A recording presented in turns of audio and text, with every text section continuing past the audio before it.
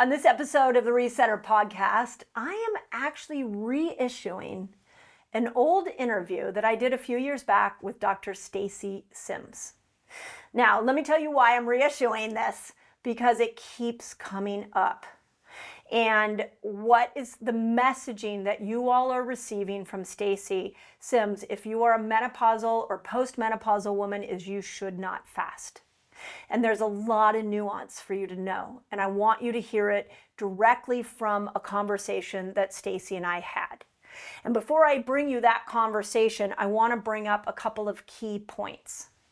And I like Stacy. We had a great conversation. It's funny how everybody wants to pit us against each other, but we actually had more in common than we had separate. So the first thing that I want to say is the most important blood marker for any woman's hormonal health is hemoglobin A1C. However you get your hemoglobin A1C down is incredibly important. I find that it's through fasting and eating good quality food and learning how to metabolically switch from your sugar burner to fat burner system that will get that hemoglobin A1C down the quickest. Okay, second thing is you're going to hear a lot about timing of food. You control your fasting and eating window. If you listen to this and you're like, wait, I do better before I work out if I eat, then eat before you work out. I think that's phenomenal. But if you want to benefit from ketones and autophagy and resetting your gut and resetting your dopamine system, and if you want accelerated weight loss, fasting is the most proficient tool at doing that, free tool. So understand that Dr. Stacy Sims is an expert in not just female physiology, but for endurance athletes. That is her slant, is how do we prepare the woman who's going to work out and maybe do an intense weightlifting session in the gym or is training for a century bike ride, which is her passion, that there may be different rules for that woman than the rules that I'm teaching you, because the lens in which I'm looking at this is through the lay person, the woman who's really wants to lose weight. Menopause just totally stuck her in a poor weight gain moment, and she's trying to get out of that. That's the lens I'm looking at, whereas Stacy's looking at the lens of the endurance athlete. So you get to choose when you're listening to this interview how you see that. Okay, third thing is that you'll notice in this interview that Stacy has a protein-rich coffee. It even became a thing on socials. I saw that a bunch of people were showing her coffee. You could do a protein-rich coffee before a workout and stay in ketosis going into that workout, but you may have kicked yourself out of autophagy. There are lots of different ways to do your fasting window. I've talked about them ad nauseum on my podcast and on my live, but pay attention when we talk about the coffee, because some of you are going to like that option. And the last thing I'll tell you is ultimately you decide the course of your health. I am very clear that fasting is amazing for menopausal women. I have a lot of nuance on that. I've written a whole book on it for the postmenopausal woman that's coming out on December 16th. It's called Age Like a Girl. So if you want to know how to use fasting and ketones to improve mental clarity, to build confidence, to get more energy, please dive into that book. And also know that there may be some things that will be helpful for you that Stacy says about building muscle and being an endurance athlete. All these things could be true at the same time. It's not an and or, and ultimately the person that chooses your health is you. So as you're listening to this, sit with it and decide what feels right for you. I'm not teaching you to believe everything I'm saying. I don't think Stacy's teaching you to believe everything you're saying. We're both bringing an opinion, and now you get to decide and you get to try it out for you. And I think that is the most important thing that either of us could say. So here you go. Here was my interview with Dr. Stacy Sims about fasting, menopause, and exercise. Welcome to my online home. I'm so happy to have you here, and I'm so excited for this conversation. So thank you, Stacy. I'm so happy you're here. I'm excited to be here. You It's good. yeah, great conversations. I mean, think about it. How many great conversations have women had in the bathroom? I Waiting at know. line in the bathroom or when everybody's in the stall together. So great conversations can be had, pretty much anywhere. So no Exactly. worries on that. Here's where there's a lot to unpack, and I want to start with this idea, and it's so in the zeitgeist right now that women are supposed to be the going through menopause are supposed to be leaning into more strength training. Yeah. So what I would love to do is start off with like if you were talking to a 50-year-old woman Mhm. who's maybe at the tail end of perimenopause, starting to go into those postmenopausal years. She's been through it all, the whole transitional experience. What would you tell her about working out? What are some of like the tried and true principles that she needs to know about her 50-year-old body? That it is not what her 48-year-old body was. Ooh, that's good. And I mean, we go through all the like I feel like perimenopause every 6 months is different. Like your body changes Oh, so true. rapidly, right?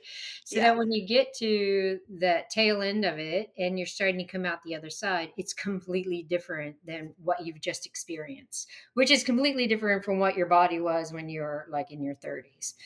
So when Yeah. looking at someone who's 50 in the tail end of perimenopause, I always pull out the big rocks. I'm like, okay, so the three big rocks I always look at is sleep and sleep quality because that's super important. We don't Mhm. get any kind of metabolic or psychological or any kind of Mhm. health control unless we have really good sound sleep. Then we look at physical Mhm. and mental movement, and that's where strength training comes in. And then the third one is the Okay. big rock of nutrition. So if we're looking at Okay. those and we're looking at sleep, part of sleep is circadian rhythm, right? So we need to look at Mhm. if we're exercising, if we're eating, and how we're working our circadian rhythm. If the big rock of Mhm. exercise for postmenopause and late perimenopause is strength training, we have to really look at that. Like, okay, what time of day are we going Mm. to do that? We want to Mm. have it work with how you feel, right? Some people feel fantastic when they first wake up. Yeah, that's great. But if you're someone who gets more energy and motivation as the day goes on, well, maybe you want to try to fit in your 20 to 30 minutes later in the day. So we have to really look at how Yeah. does your life work? And then of course you have all your other commitments over it. So if you're a night person and the only time you have to work out is in the morning, then we have to work with that too. But it's really trying to find that and understanding that strength training isn't something that you're just going to do a 6 week block of and then be great at it. Right. So Yeah. I have to get people to understand that Yeah. if you don't have a history of strength training, I'm not going to throw you in the gym and tell you to do deadlifts right away. Like I'm not going to put you in a three Mhm. five Yeah. five. We want to phase you in. And that phase in could be up to 6 months of doing higher rep, lower weight, body weight movement, that kind of stuff. So you understand where your limitations are, if one side's weaker or the other, what your range of mobility is, what your confidence is. And we slowly build load over time. Because I get women saying, well, I don't know how to lift, it's too much, and I'm going to get You're injured. right. No, that's not what we're about. We're Yeah. looking at, are you going to be lifting when you're 80? Because that's my goal. I want everyone, every woman to have Right. some kind of strength training when they're 80, 90 onwards. So we have to look right now. If you have a Yeah. long training history, sweet. Let's go in the gym. We're going to do some cluster sets. We're going to set it all up. So we're going to lift heavier loads and really get into that central nervous system response. But if you've never done any of that, then maybe we start with 3 times a week body weight stuff. And then we add load with Right. backpack, and then we look at using some kettlebells and we slowly build as people get more and more confident. But I think the critical point here is we've all grown up with the strength training is bad because it gets you bulky and you want to do calories in, calories out. How much cardio can you do? Yeah. And I really want to try to get women to change that narrative and understand this strength training isn't just an exercise, it's a way of life. Because if we're thinking about lifting loads, Mhm. groceries, being independent as we get older, we have to challenge our muscles, specifically our central nervous system for that motor pattern. Because when we're getting into Mhm. that perimenopause, postmenopause, we're not looking at at doing the higher reps to build muscle for muscle quote Mm. hypertrophy because we don't have the impetus really for that. What we want is central nervous system. Because if we're looking earlier days when we had lots of estrogen, then we had an impetus for really strong muscle contractions, really fast muscle contractions for speed and power. And we also had an impetus for building lean mass because estrogen is tied to all of those factors. When we lose it, we need to find that external stress that's going to create that same Mhm. adaptation. And that's through the central nervous system.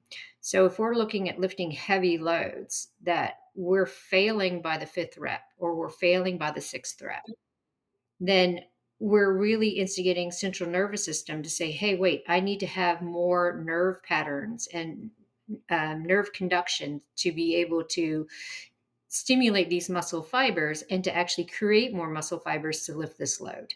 So we're taking estrogen out of the equation and we're creating a new response to get that strength and build that Mm. mass. So that's how we look at it. Yeah. We're building to be able to be independent when we're 80, 90, 100.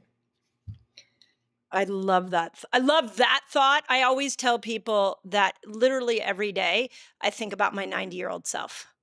And I'm like, okay, what do I need to do today to make sure that my 90-year-old self is who I want, is the woman I want her to be. So Exactly. I love that. Look at it through the lens of functionality. So, okay, so I have two questions on what you said.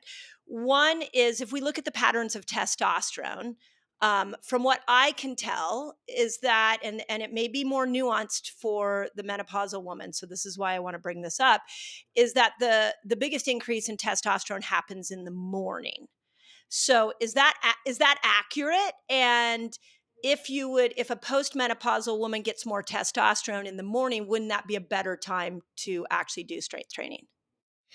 Well, testosterone's like all the other sex hormones, it has its own pulse. So we'll have a boost in the morning, kind of to try to counter cortisol. But if you are doing strength Mm, training, you get a boost after strength training. If you do true sprint interval mm, training, and we hear this rhetoric about how menopausal and perimenopausal women shouldn't do high intensity work. It's because the carry through isn't there. If you're doing it properly, then you have a boost of testosterone and growth hormone after that exercise. Because we have to look at exercise in itself as a stress, and your body responds to that stress in particular ways to overcome it so that it gets stronger and right. fitter and can do it again.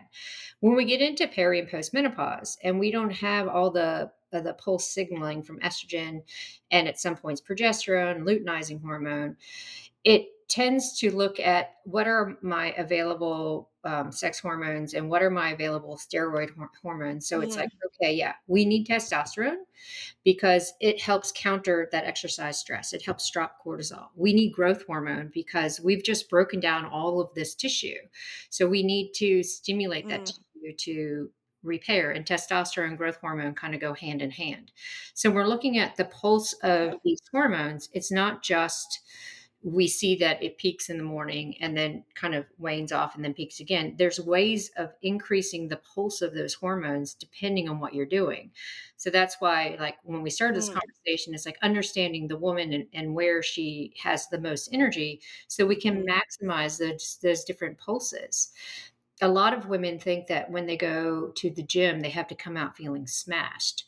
A lot of times, if you mm, yep, doing the strength training properly, and you're not doing a metabolic stress of 10 to 12 reps, but you're actually staying on the lower power end because it's a central nervous system response. You come out feeling really good and relaxed because you get that growth hormone, that testosterone, and a subsequent parasympathetic mm, response. So you don't come out feeling smashed. You come out feeling like, yeah, I feel worked, but I feel really good. And that's where we find like low energy. This is a way of increasing that energy and feeling like, yeah, it's oh, more because it's the brain effect, right? So you're like waking up the brain from that right. central nervous system. So you do a heavy load and then you're like, I have clarity. I can do something else. So, okay, so did I just hear then I'm 54, there would be no need for me to ever do a 10 to 12 rep set with my weights. I should always do the heaviest I can possibly lift in 5 or 6 reps. Yeah, but we have to periodize that too. So when we're looking at what's the best, like, optimal range for, uh, Right. so you're 54, um, you wanna have the base of it in that lower rep range, right? So you don't ever wanna go over 8. What I try to get people to understand now, because looking at something like 1 repetition maximum is too hard to figure out, and your 1 rep max changes Yeah. depending on how strong you feel. So I say, okay, you want to go in and you want to look at doing your weights with 2 reps in reserve. So that means you do enough of a Okay. load so that you could possibly eke out 2 more reps at the end with good form, Mhm. and that's it. So, Mm, that could be okay. 6 reps, it could be 8 reps, but don't go over the 8. And this is how we can really Okay. load it and keep it in that power based range based on how you're feeling in the day and what you can do. So we look at starting that way, and then we can go into different, um, like macrocycles, microcycles. What are you doing in the week? What are you doing over 4 weeks? How much loading are you? Where's your deload? Are we doing 5 reps? Are we doing 3 by 2s? Are we doing cluster sets? There's so much you can do within the programming there to stay in Within that bottom yeah. part without ever having to get into that 10 to 12 rep range. So then where does cardio fit in at all? Cuz so I will tell you again through my 54-year-old post-menopausal lens, um I definitely notice the calm when I do really heavy weightlifting. Like there is this sense of like, whoo, somebody just gave me like a whole bunch of progesterone. Is that what it feels like? It's like a chill pill. It feels incredible. But then when my brain is racing, if I go for a walk, I love to run. I was a competitive tennis player, so I Yeah. love to go run. And it just is my mood. It enhances my mood and brightens my brain. And I think that in the cultural conversation around strength training, we've sort of lost well, what does cardio look like to benefit the menopausal woman? And Mhm. for me, I've gone from running long distance to walking long distance to hiking to rucking to but there's still a different feel I get in my body when I do cardio. So what do you recommend for cardio for menopausal women? Yeah, so we look at polarizing your training. So we hear all that rhetoric about the zone 2 stuff. And to me, I'm like, Hmm. no, when we look at the basic physiology between men and women don't need to do a whole bunch of zone 2 to get the benefits that is purported for zone 2 of increasing free fatty acid use, mitochondrial use, all that kind of stuff. I tell women zone 2 is your soul food. Like, I come from an endurance background. I've Mm, raced Ironman, Xterra, bikes, everything, right? So I get a bike, I go out for hours. I love it. That's my soul food. I get lost, I come back, I feel fantastic. But mhm. that's not optimal for this 50-year-old body, right?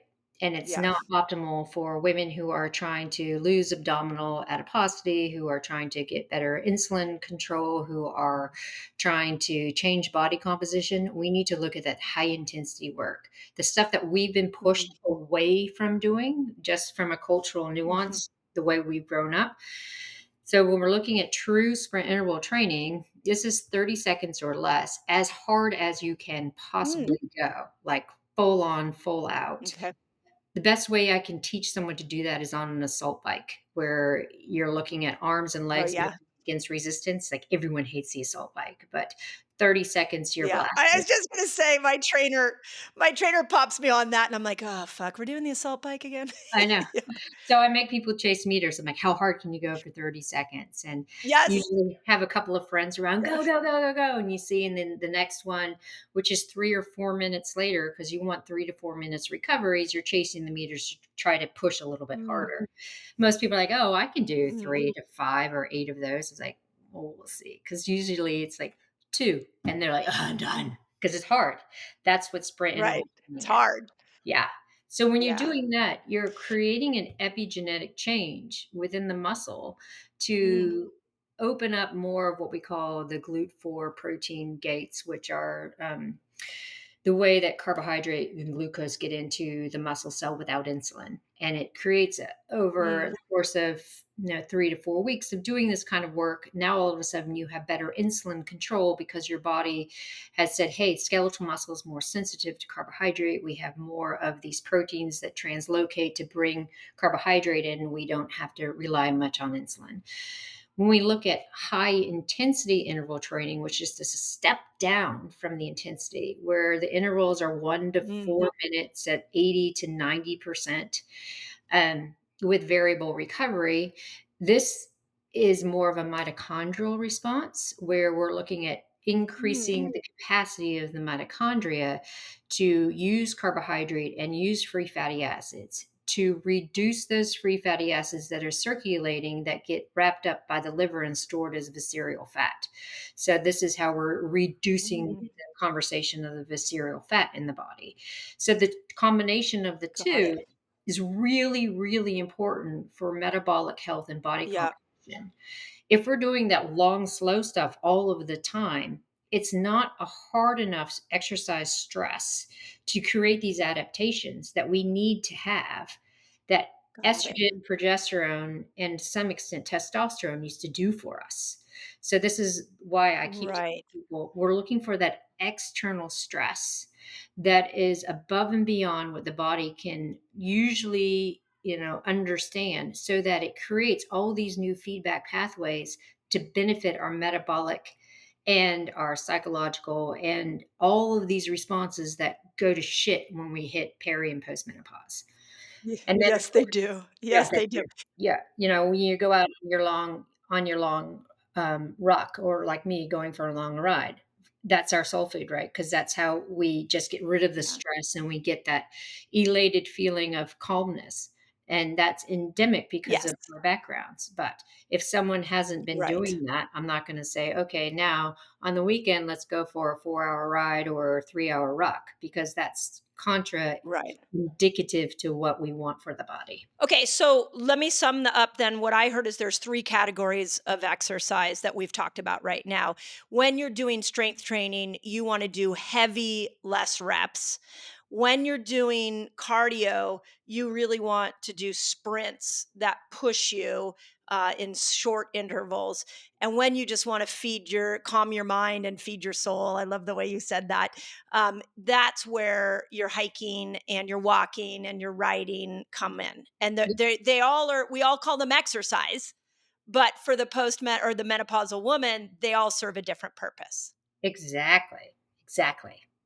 So where does something like yoga fit in, or Pilates, or anything like that?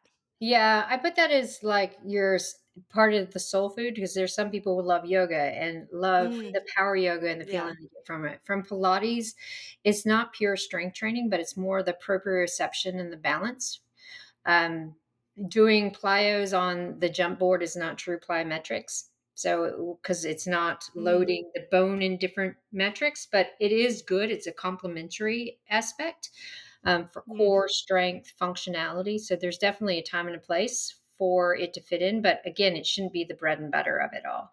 Because the other thing is brain yeah. health. Like, if we talk and listen to a Right. lot of stuff that Lisa said, we have to look at exercise and the way that it affects our brain and brain function. So if we're looking at neural pathways, this Hmm. is where that heavy lifting comes into play, because if you're using central nervous system response, you're creating new neural pathways. So it's like doing Sudoku Right. except through exercise. If we're doing that high Yeah. intensity work, that actually produces more BDNF, or brain neurotrophic factor, Yep. than moderate intensity or low intensity. And we're trying to increase the volume and the tissue health of our brain. So if we're doing both of those, Right. then we are really benefiting our brain health, attenuating dementia, attenuating Alzheimer's, kind of Mhm. countering that amygdala change that happens with menopause, because you're creating that Mhm. stress and the brain is responding to it as well. That she brought in our conversation, she and I talked about this grandmother hypothesis. And you've heard her talk about that? Yeah, yeah, yeah. It's So really interesting. so Yeah. I'm really fascinated. It's really interesting. So I actually have I have a team of researchers that I will ask to go like scour PubMed and find me research. So I was like, go find me stuff on this grandmother hypothesis after I talked to her.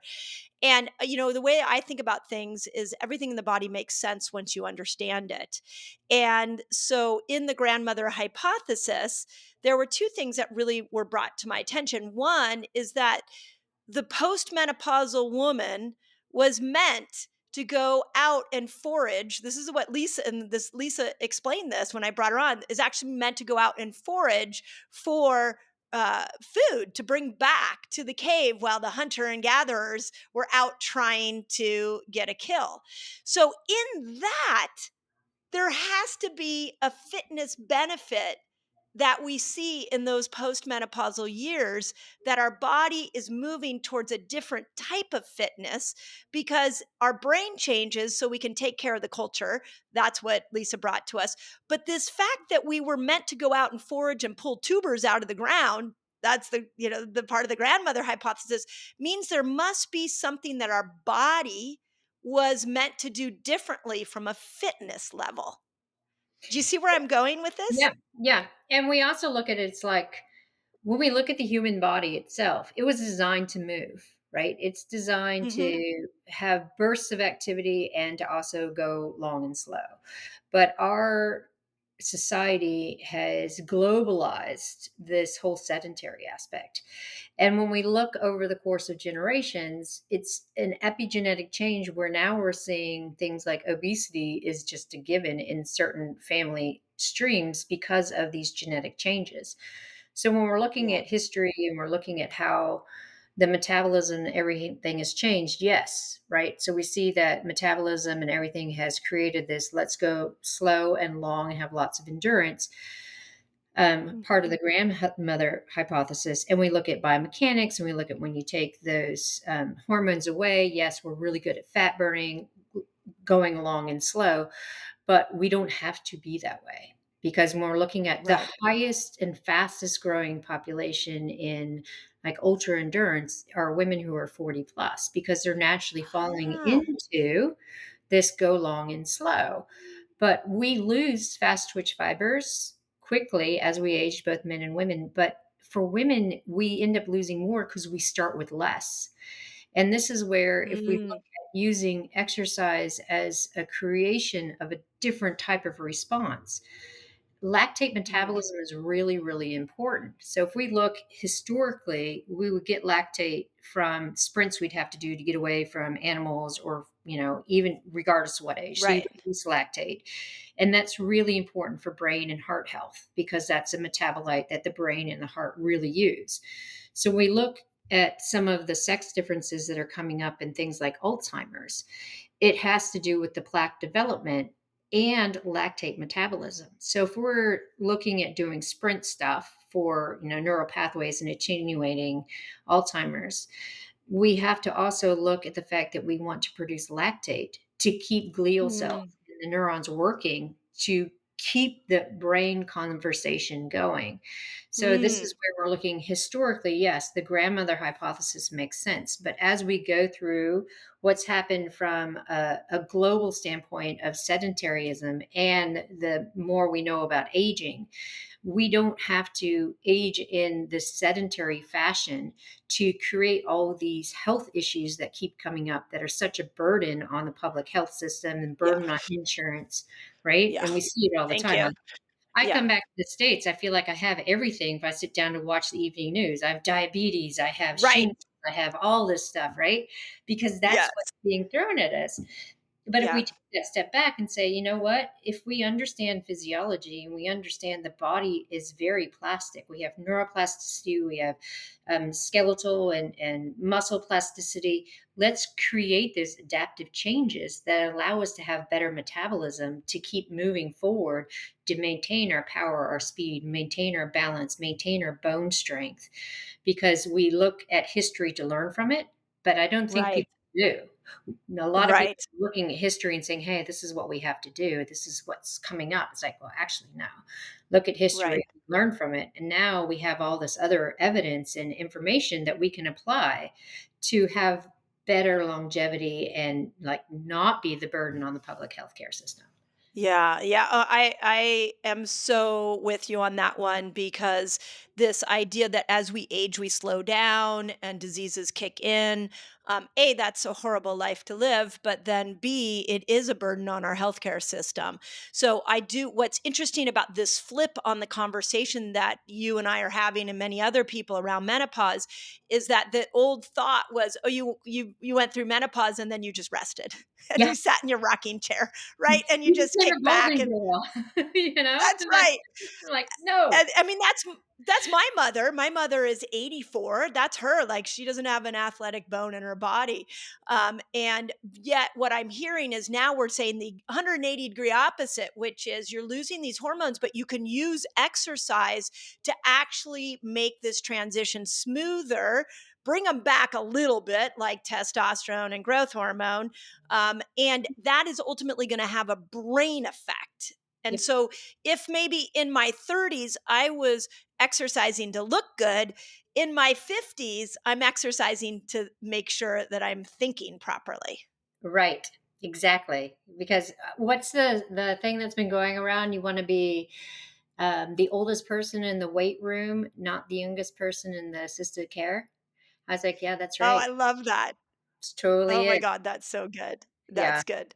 So, okay, so then before we go into the fasting conversation, I would say the other challenge that we're seeing a lot in our community, I'm sure you're seeing it in yours, is that as collagen goes down, injuries become more prolific.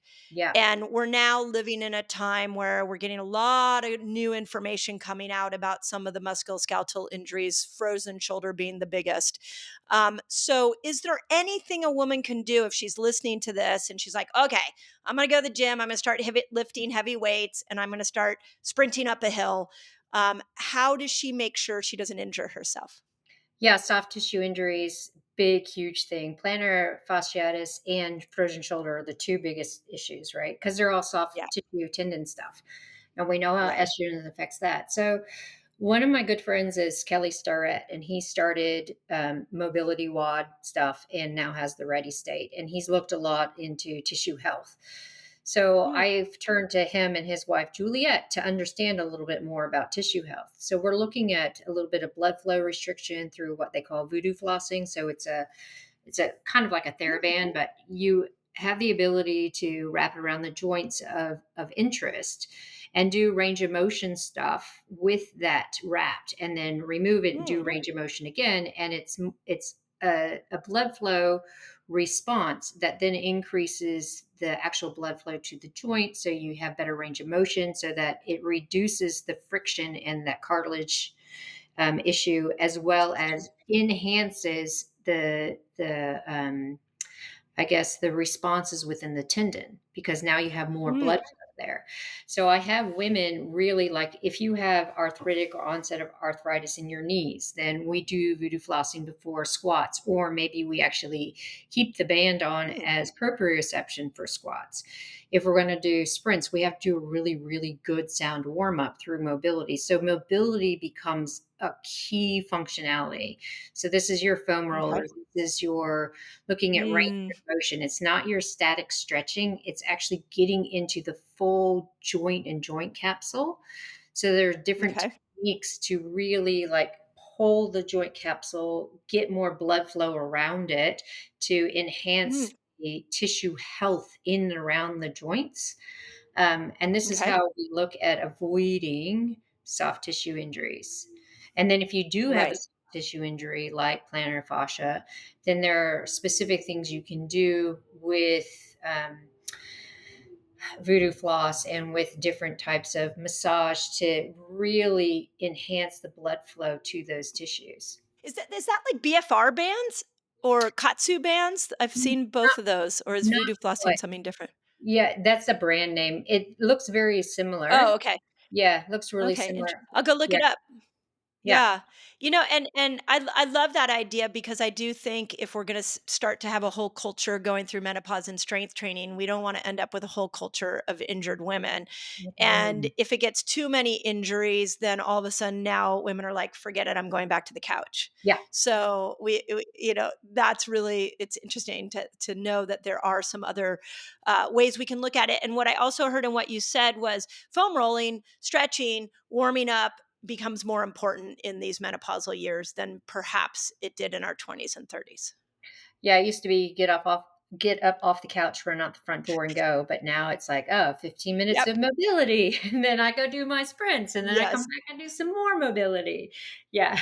So, okay, now going back to the grandmother effect, and this is really, you and I talked about this before we started recording.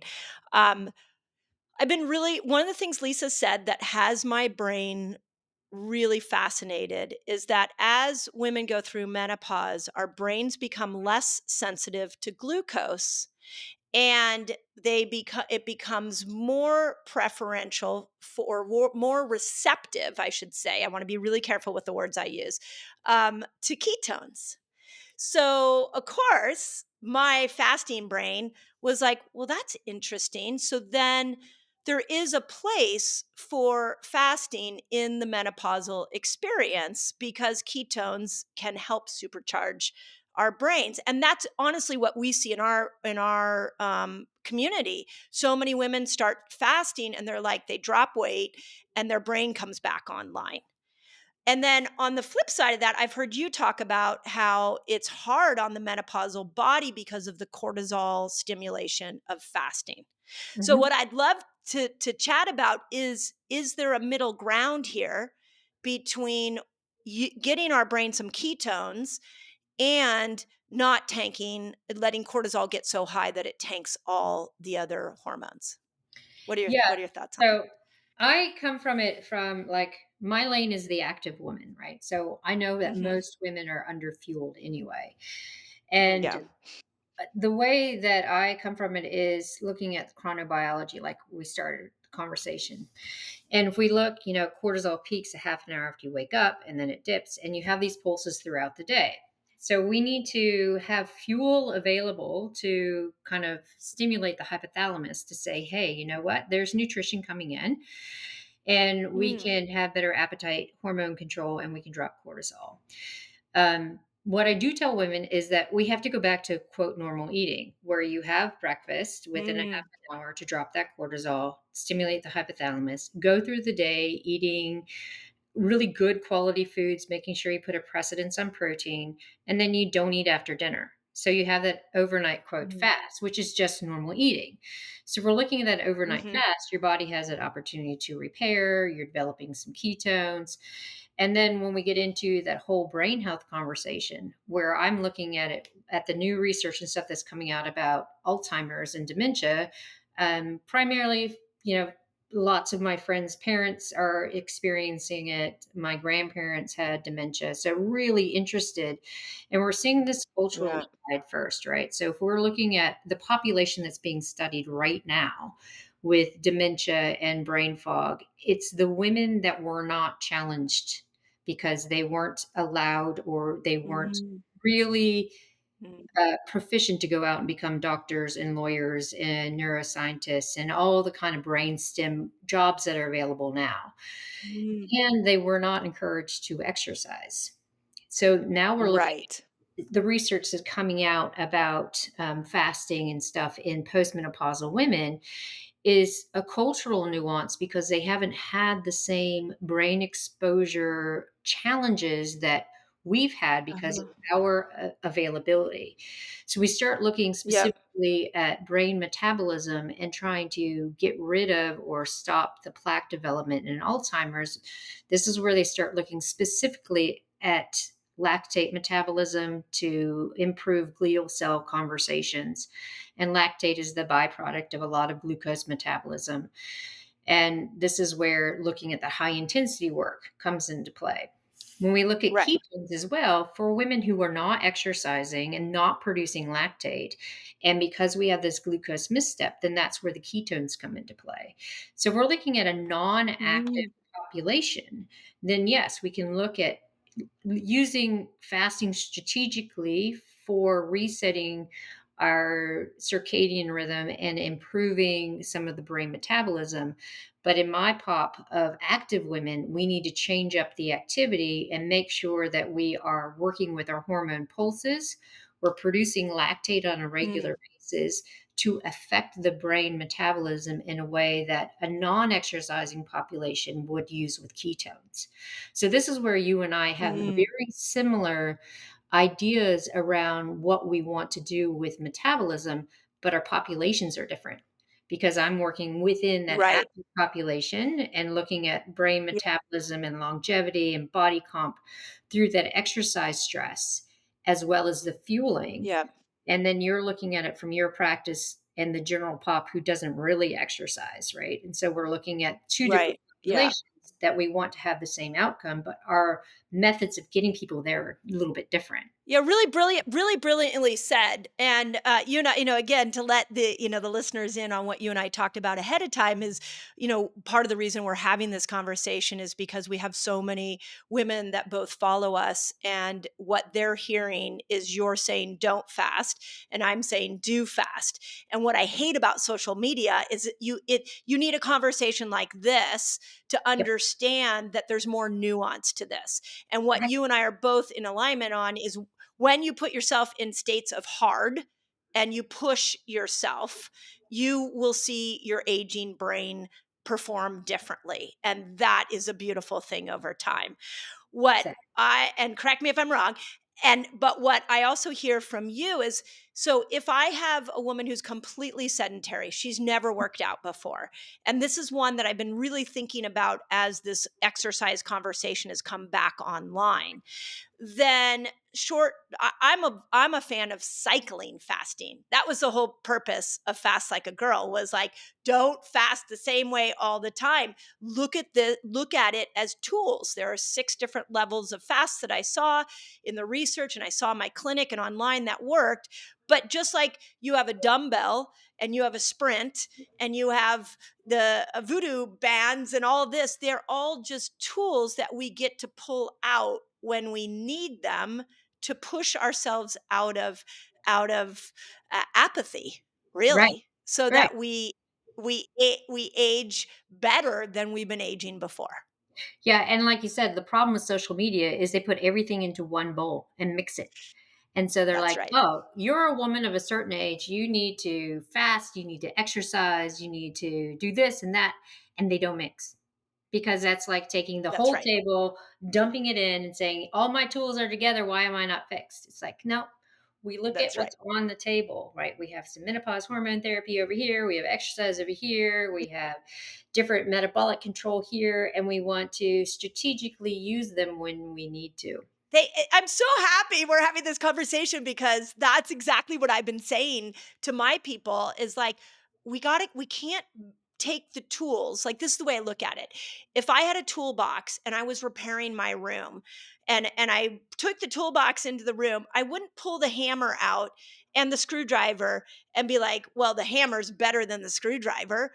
Right. I wouldn't put those 2 next to each other. I would say, okay, there's a time to use the hammer and there's a time to use the screwdriver. I should probably figure out what those times look like. Yep. But just the sheer aspect of reels and shorts and the attention span of the public, we have all these tools that we're saying this is good and this is bad. Right. And yet they're all just tools, Yeah. which is Yeah. beautiful. I'll get questions from breast cancer patients. And they're like, Mhm. my oncologist told me I should fast, but I exercise. And I hear from you that I shouldn't fast. I'm like, well, wait a second. That's another population that's different. We want to use exercise Yes. during chemotherapy and radiotherapy as maintenance and keeping things going. But fasting can be really powerful when we're looking at attenuating some of the cellular mechanisms that happen with cancer. But that's a conversation to have Yeah. with your oncologist, not through social media with me. So again, we have those different Yeah. populations, right? And so it's like, okay, Yes. Yes. let's stick to this lane. Yes. I'm generalizing for the healthy woman who exercises, and there are nuances here and there are nuances there, Yeah. but I can't explain all of that in a 20-second reel. Yeah. Oh my God. I love you. This is I actually, you can watch my Instagram and Facebook over the next couple days. I just put out a video, or I'm putting out a video where I'm like, I think we need a user's guide on how to navigate health information on social media. And the Yeah, very first thing I said is, you need to understand there's short form content and there's long form content. And if you're going to build your health strategies around short form content, you're really in for suffering, yeah, because it's just little snippets of information. Head on over to somebody's podcast, their YouTube, their book, like listen to the longer conversation so you actually get more context to this information. exactly, So, exactly. right? It's Otherwise, now I crazy. have this image of like the short reel and a woman who's just off the couch, goes to the gym, tries to deadlift 200 pounds with a voodoo floss band, not eating. And then that's That's are right. all those are all short reels right there. That's right. That's what's going to come out of the reels from this podcast. That's exactly what's going to happen. That Yep, was so good. exactly. That was so good. Okay, so then this leads me to the thought, which is, do you eat before you work out? And now I will tell you, you actually have changed my mind on that. Watching the reels on you, because I came from the era in my younger self where, do you remember that book called Body for Life? Yes, I do.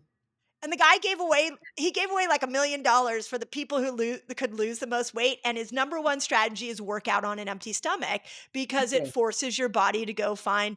And it worked in my 30s. And Hmm. then when I started to try to lift heavier weights, I was like, oh, this is not working to go in a fasted state. So, Right. can you talk about proper nutrition going into a workout, and then what's our recovery meal look like as well? Yeah. So, as you know, when we have our hormones working for us, we can get away with a lot. That's why we look at all these trends and people are like, I don't really Mhm. have an issue. What are you talking about? But as we get older, our bodies become more sensitive to things. So, eating beforehand Yeah. is really important. Now, I'm not saying a full meal. We look at the research and we see Mhm. that 30 grams of carbohydrate with 15 to 20 grams of protein before a session that has cardio and strength is optimal, because what we're doing is we are now Mm. telling the hypothalamus, which is really where our energy systems are, that there's some nutrition coming in so that we can raise our blood sugar. We have enough Mm. nutrition coming in so that we can hit intensities, and the hypothalamus doesn't go, oh shit, we got to start conserving because here's this big stress coming in. We don't have any fuel. So let's start Mm. turning the thyroid and everything down. So we need that. And as we get older, it becomes really important because, again, the first thing that goes as we get older, exercising fasted, is lean mass. And we know that it's so Mhm. Yeah. incredibly hard to build and maintain lean mass. Not only that, Yeah. since we are losing our hormone pulses, our estrogen, progesterone pulses, because we're flatlining, the hypothalamus is in a little bit of a dysfunctional state because it's like, hey, wait, I don't have to create this pulse every day, but I still have that stimulus for it. So you're bringing food in Mm. to also let the hypothalamus read and work a bit better. So if we are having that Right. little bit of nutrition before we go to the gym, brain is on fire, central nervous system is working, we can get more out of that workout. And then within 30 to 40 minutes afterwards, we want to have a good hit of protein with a bit of carbohydrate. Protein more important so Mm. after strength training. We need about 40 grams as women who are peri postmenopause, because we're more what we call Okay. anabolically resistant to exercise and food. So we don't Right. get the same signaling with that 20 to 25 Mhm. grams. We need more protein, and the protein is important because not only does it come allow the muscle to be flooded with leucine, which increases the triggering for building lean mass. But we also have an increased amount of amino acids circulating, which helps with Mhm. metabolism, helps with the brain to recover, and to really help with that testosterone and growth hormone response because it needs amino acids to actually function. So when we're looking at it from that whole recovery standpoint, okay, we need some fuel.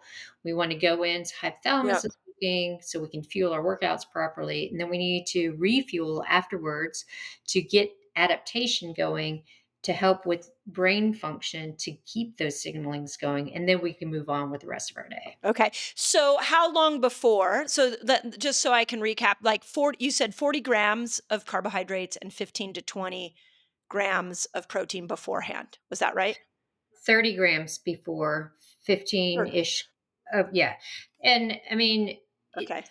within the hour, but if you're someone who gets up and goes Ah, to the gym at 5:30 in the morning, I don't want you getting up to have food at 4:30. You could have it on your yeah. drive to the gym, right? Just as Yeah. long as you Okay. have something in. Yeah. And then afterwards, the key really is bumping up to this 40 grams of protein. And what did you said 30 grams of carbohydrates, Afterwards which is not that's It's not that, it depends on what you did. If you're just doing strength training, then you okay. could have your 40 grams within that 30 to 40 minutes, and then your real meal up to 2 hours later, and that takes care of the carbohydrate aspect. If you've Got done it. like a high intensity session and you've done a lot of fuel depleting type work, then you do need to look at Right. getting that 40 grams and probably around 40 to 50 grams of carbohydrate. So it's almost a 1-to-1 Okay. ratio post exercise. And I mean, some people split Okay. their breakfast as well. So they'll have some before and then the Mhm. rest of it after. Mhm. So it's not increasing total Yeah. calorie content, which people get worried about. It's just really manipulating your Yeah. food intake. Okay. Yeah, I go to the gym, and if I have to run errands afterwards, I have like a pack of beef sticks that I Nice. keep in my car that like the pail, and I'm like, okay, I'll just eat a bunch of beef sticks to try to get to that protein level. Which actually brings me to the next question, which is what do we do with our plant-based friends? Like where does plant-based, is there a room for you're plant-based? Amazing. Okay, Yeah. tell us Yeah. because I am like a believer that there's a win in all of this. We have to pull these pieces out and have deeper conversations about them. And I've seen a lot of postmenopausal women that are plant based that are really healthy. So Mhm. you're plant based. Talk about this. Yeah. So, I mean, I've been plant based since I was 15, way before the Oh, trends. wow. My Yeah. high school biology teacher took us on a field trip to a pig slaughterhouse, and that kind of did it for me. And you were And you were so done. I was done. And growing up in San Francisco, in all of the kind of like I went to high school outside of the hate, so there's lots of hippie influences. Oh So yeah. that's Oh my quick yeah. response. I Um, love it. and environmental stuff. So yeah, all the stuff that's trendy now is kind of why I went when I was 15 with the pig slaughterhouse trip. Um, but throughout my Right. academic and athletic career, looking at protein intake hasn't really come up until about the past 10 to 15 years. And we're starting to see more and Okay. more of plant-based stuff out. And it's not about mixing amino acids, it's about maximizing your protein Mm, intake. So when we're talking about plant-based okay. post-exercise, it's the leucine content that's really important. So we need to get around Mhm. 3 Okay. grams of leucine, and we see that's around 30 to 40 grams of whey protein. And you can get that equivalent if Okay. we're looking at pea protein isolate with maybe some hemp, or if you're not someone who's going down the powdered route, then we can look at things like chia seeds and nuts and oats soaked together with Yeah. oat milk or almond milk. Mm, And so there's ways of building that protein intake with plant based foods that are high okay. in protein. But a lot of times we don't think about things like you can have a whole plate mixed of grains and nuts and seeds and green peas and Mm, edamame, and you can get 40 to 60 grams of protein right there. So there's ways of right. doing it when you are plant-based, but you kind of have to think outside of the box. But it's becoming much, much Mm, easier now with the awareness of all mm. the environmental factors and health factors. So easier now than it was when I was 15, that's for sure. Yeah. So I love this conversation because it's funny. We have a fasting group on Facebook called the Resetter Collaborative, and it has like over 100,000 people that, and they're very active. And the thing that shocks me is the carnivores and the plant based people. They fight with each other all the time. And when I look at food through a hormonal lens, I'm like, okay, fiber is so important. Super. Like it helps us, right? We Yeah. Gut cannot lose microbiome. sight of, yeah. And Yeah. nuts and seeds, like, so important. So if I'm over here focused on all this meat, where am I making room for enough fiber from a hormonal lens? Super important. But then when you come over and you look at the omnivores, they're like, well, how are you getting all your amino acids?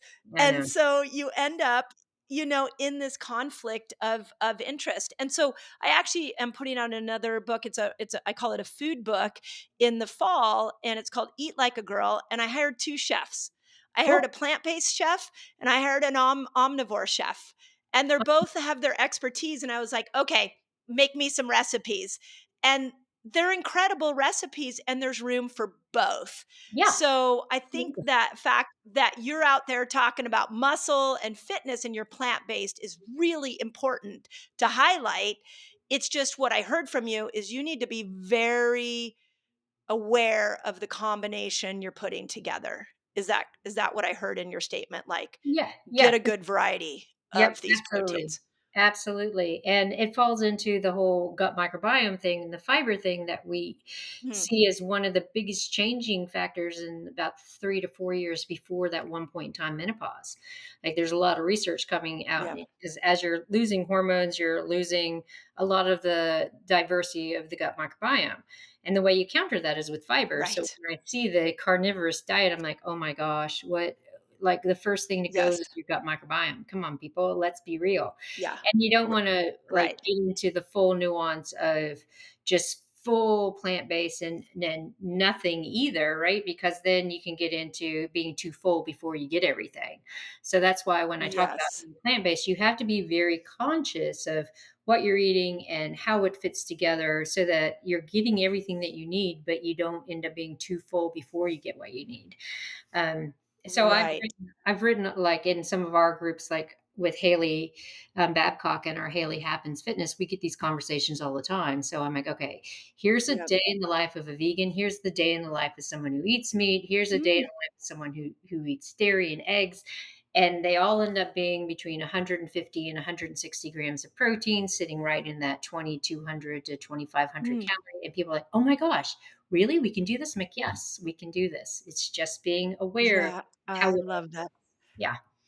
Oh my God. I love that. Okay. So just so the plant-based people know, what are some of the leucine rich plants that if you want to trigger that leucine, get that leucine amount? So interesting, we look at edamame and green peas. So those two are really high. And people are like, what? It's like, yeah. Yeah. And we look at spirulina. So blue and Mm. green spirulina, like ounce to ounce, is the highest plant based protein, almost complete Mm. protein that you can get. Plus, it has iron. So, if you're looking at making a smoothie, okay, well, you know what? If you put in frozen green peas and you put in some chia seeds and you put in some blue spirulina plus some berries, you don't even taste the green peas. And all of a sudden, here's your 40 Mm. grams of leucine rich protein. Yeah, I mean, well, the smoothie's great because you can hide anything in it. Like, just put enough flavor in it, and you can get all the good things and Yeah. not even taste it. Do you think we got the conversation on soy wrong? I do because it's been taken out of context. Because if we look at like Yes. phytoestrogens and all the good things that happen and the Japanese culture of longevity, it's not Mm. just the soy. It's how they live, Yeah. it's the other things they eat. And then when you bring it over to the Western diet and you start adding soy, it's so ultra processed that there's lots of side effects. If you're not Right.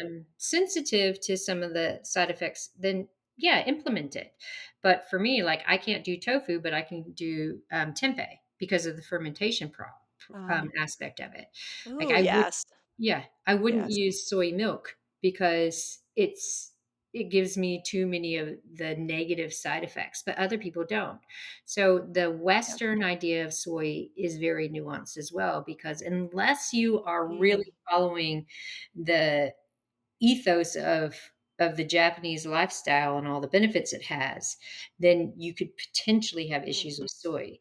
When I look at soy as a Mm. protein source, I was like, it takes 50 grams of soy protein powder to match 20 grams of whey, but it only takes 30 grams of pea protein isolate to match that 20 grams of whey. And the thing with PI, Oh, it's just on the cusp of having enough leucine. So all you have to do is add maybe another half a tablespoon, and then boom, you've hit that leucine context. But with beautiful. soy, it's so much more. So again, it's I feel like I Yep. need to write a book about all of this, but I think it would take too much time. Yes, right. We'll just have Yeah, conversations. I was just gonna say, what would the book could be called? Like the nuance of menopausal nutrition, Yeah, and like here's all the exactly. things that you really need to know. Yeah. So, um, okay, I want to go back to the timing for a minute because I brought Sachin Panda onto my podcast, and we talked specifically about when you should eat, like that first part of your meal. Mhm. And so the question, he said you wait an hour. And what you said is within the first half hour. So, just so because shows up all the time because we talk about fasting windows and eating windows within my community. And I'm like, you get to choose where your eating window goes. Like, fasting doesn't mean you skip breakfast. In my opinion, the best thing to do is eat in the light. And when it gets dark out, don't eat, Mhm. and make that middle, and you sort of said this earlier on, make that middle part of your day your eating window. So how do you feel about that theory of like matching your eating with light? Mhm. And what I'm sure you're aware that it's not that far off from eat within the first half hour, but he basically says don't eat within the first hour. So do we have any way of rectifying those two statements? Yeah, so I look at, like I said, physiologists look at cortisol and when they peak. And if you're looking at that cortisol Mhm. peak, that's a half an hour after you wake up. And for women who are Okay. already sympathetically driven and we're looking at lowering cortisol, you want to counter it. And the way you do that is with some protein carbohydrate.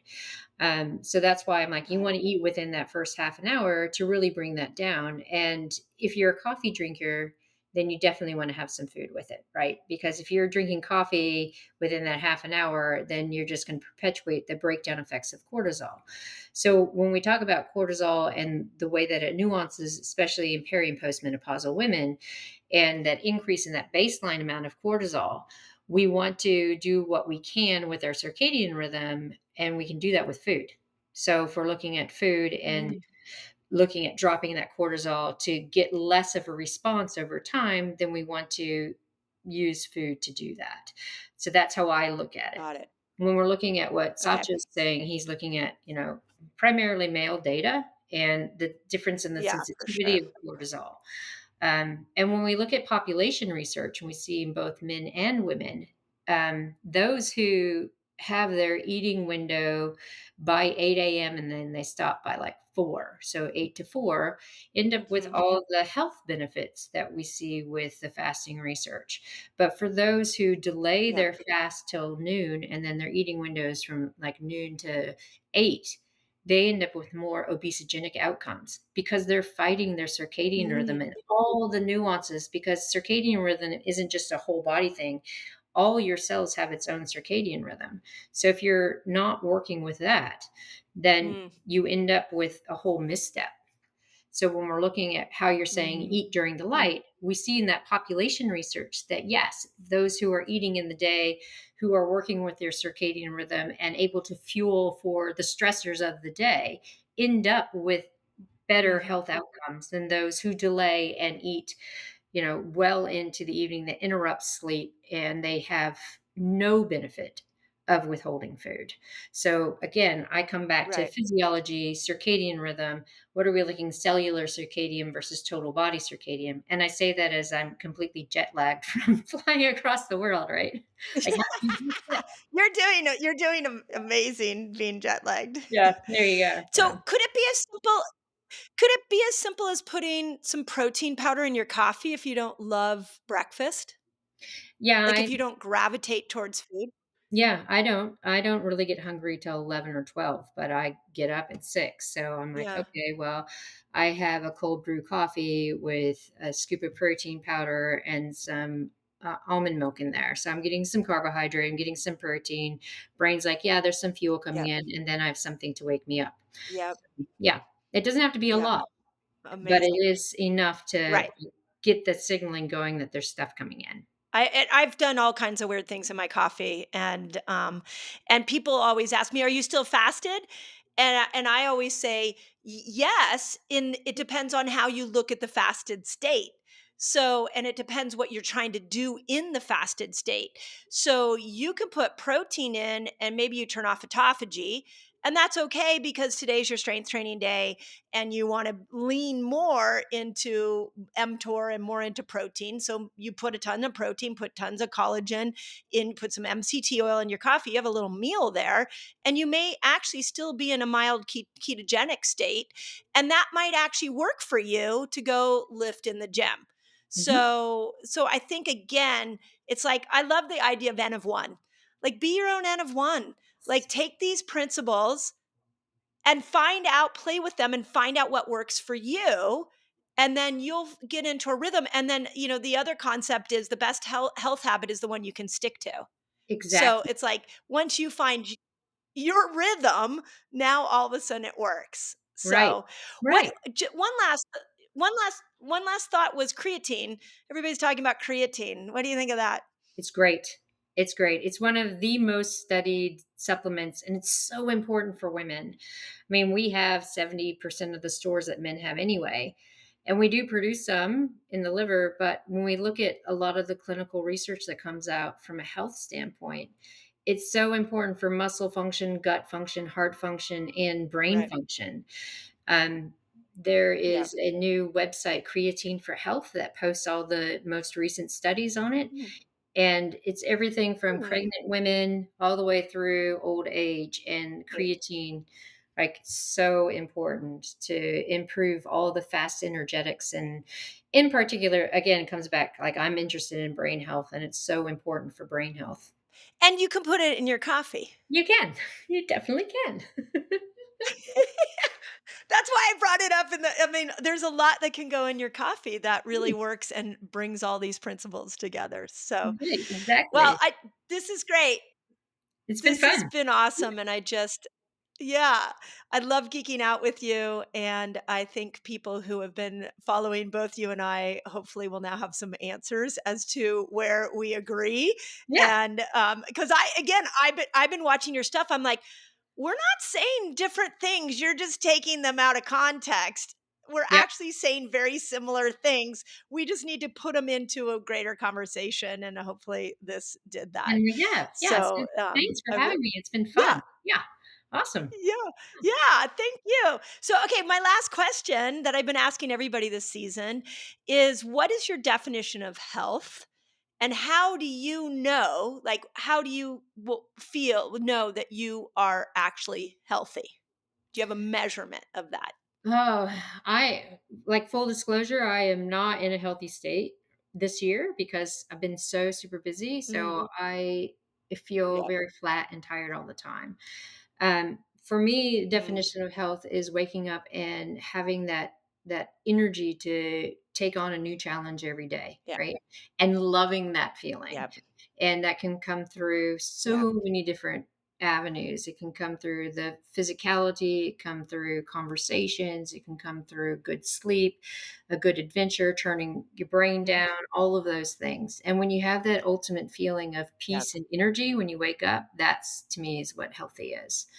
But I've been so Yeah. disjointed with so many different things going on that I'm like, I miss that feeling. So that's my priority over Yeah. northern hemisphere summer, southern hemisphere winter, is to get everything back in line so I can wake up feeling that way again.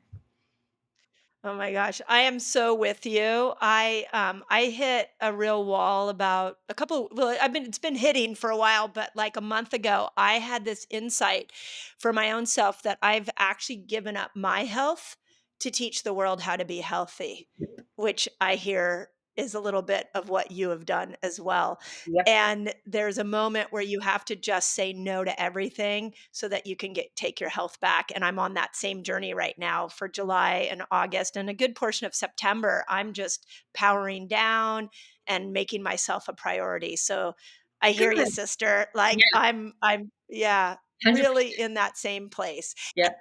So we need to check in. Yes, we need a check-in. We can hold each other accountable. Sounds good. But yeah, it's Yeah. hard when all the Okay. people are asking questions and you're so passionate about what you do and you want to help Yes. people, but then all of a Yeah. sudden you're like, wait, my whole battery is drained. I don't even have the energy to go like have a conversation with my loved ones because I don't want to talk. Yes. Yeah. Yes. Yeah. Yes. God, it's like I feel like you know what I've been going through that same thing. And finally I just said there's no amount of anything you could throw at me that would want to take me away from rebuilding my health at this moment because you know, if you and I aren't healthy, we can't deliver a message. So, 100%. I Yep. love that. Yep. So check Yeah. in. I'll Yeah. be pinging you, you ping me. How's it I going? Yeah, okay. yeah, perfect. I love it. I love it. Will do. Well, thank you. And how do people find you? So if people, you know, don't know who you are and what you're up to, how can my audience find you?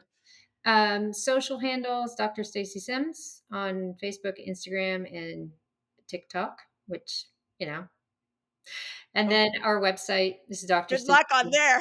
I know, not a fan of TikTok, but I've been told we need to be on it. Me neither. Uh, Yeah. and then our Yeah. website, just the Dr. Stacy Sims website. It's updates for everything that I'm involved in and doing and all the things in one spot. Well, Stacy, thank you. Thank you so much. And I really enjoyed this conversation. I feel like now when we get comments of people saying like, well, Stacy says don't fast, I'm going to send them this episode so that we can get off the 90-second reel Yes. and get into a deeper conversation. So Yes. thank you. Appreciate you. You too. Thanks so much. It Good was luck. good. Good luck. Yeah, good luck on your recovery. I will hold you accountable. Okay. Sounds good.